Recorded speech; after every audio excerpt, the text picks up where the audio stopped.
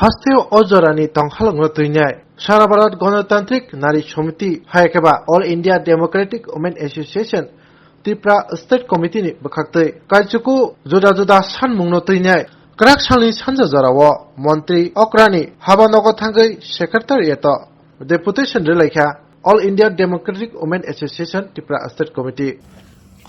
আমরা সারা ভারত গণতান্ত্রিক নারী সমিতির ত্রিপুরা রাজ্য কমিটির পক্ষ থেকে রাজ্য সম্পাদক মণ্ডলীর 5 জন সদস্যা আমরা রাজ্যের মাননীয় মুখ্যমন্ত্রীর সঙ্গে ডেপুটেশনে মিলিত হয়েছিলাম। দীর্ঘ 1 ঘন্টা সময় তিনি আমাদের সঙ্গে কথা বলেছেন।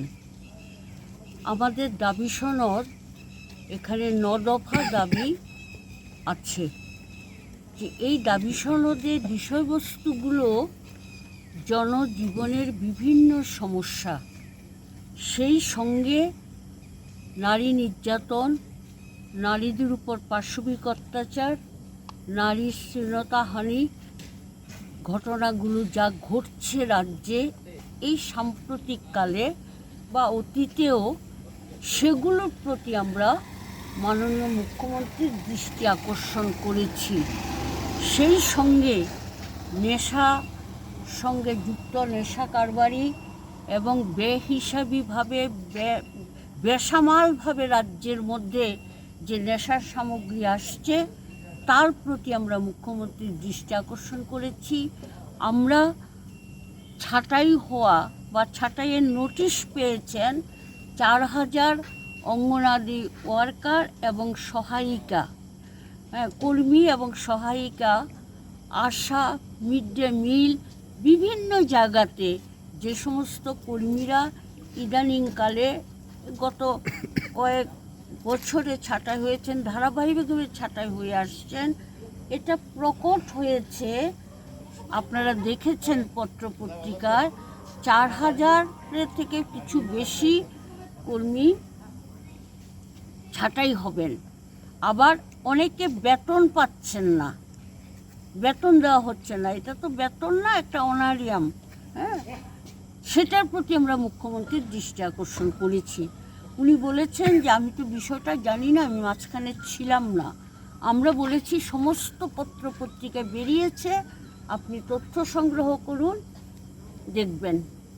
আরেকটা গুরুত্বপূর্ণ বিষয় সেটা হচ্ছে ওই যে আমতলী খয়েরপুর বাইপাসে যে মেয়েটি ধর্ষিতা হয়েছিল, গণধর্ষিতা, তার ব্যাপারে আমরা বলেছিলাম যে নির্ভয়া ফান্ড নামে একটা ফান্ড আছে, ওটা ওই দিল্লিতে নির্ভয়া কাণ্ডের পরে এই ফান্ডটা তৈরি করেছিল সেন্ট্রাল গভর্নমেন্ট, ইউপিএ গভর্নমেন্ট তখনকার সময়ে। আমরা বলেছি তার একটা প্রভিশন আছে, রাজ্য সরকার ইচ্ছা করলে 2 লাখ টাকা সে ফান্ড থেকে মেয়েটির পরিবারকে দিতে পারে, এরকম একটা প্রভিশন আছে।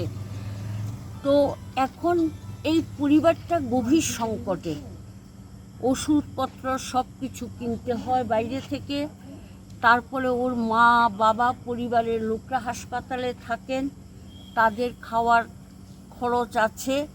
মন্ত্রী তিনি যখন কোনো একটা প্রতিনিধি দলের সামনে আশ্বস্ত করেন, আমরা অখুশি প্রশ্ন নয়, উনি আশ্বস্ত করেছেন আমাদের আস্থা রাখতে হবে, আমাদের বিশ্বাস রাখতে হবে, সমস্যা হলে আমরা আবার ওনার নোটিশে নিয়ে আসবো।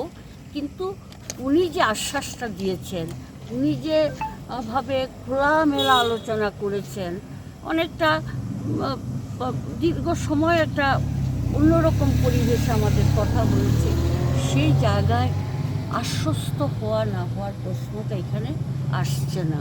উনি উদ্যোগ নেবেন বলেছেন, আশ্বাস দিয়েছেন, এটাই আমরা নারীদের কাছে বলব। তাছাড়া সামাজিক নিরাপত্তার প্রশ্নে মুখ্যমন্ত্রী বলেছেন আমি ওকে ক্যাবিনে শিফট করেছি, 18 নম্বর ক্যাবিনে শিফট করেছি, যাতে করে নাকি সামাজিক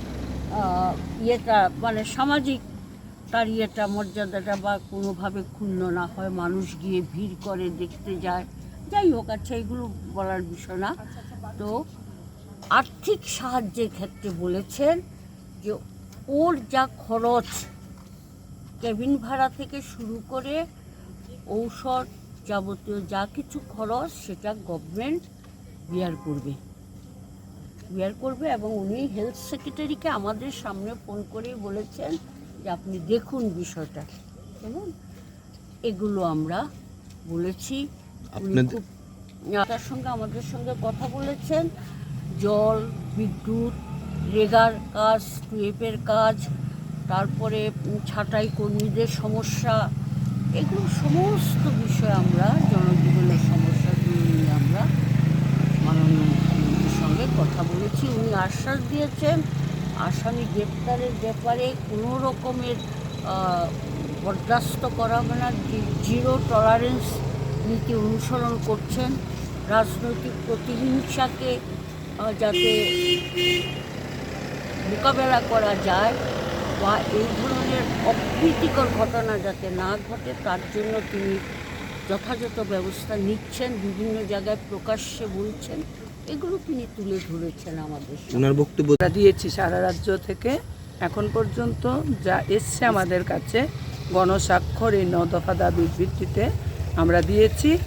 তো আরও আসবে পরবর্তী সময়ে, সেগুলো আমরা মুখ্যমন্ত্রীর কাছে পাঠিয়ে দেব। ফাইল করে আমরা 7,000 দাবিগুলোর মধ্যে আজকে দিয়েছি। নির্যাতনের ইস্যুটাই প্রধান দাবি। এই 9 দফা দাবি। এই 9 দফা দাবি আছে।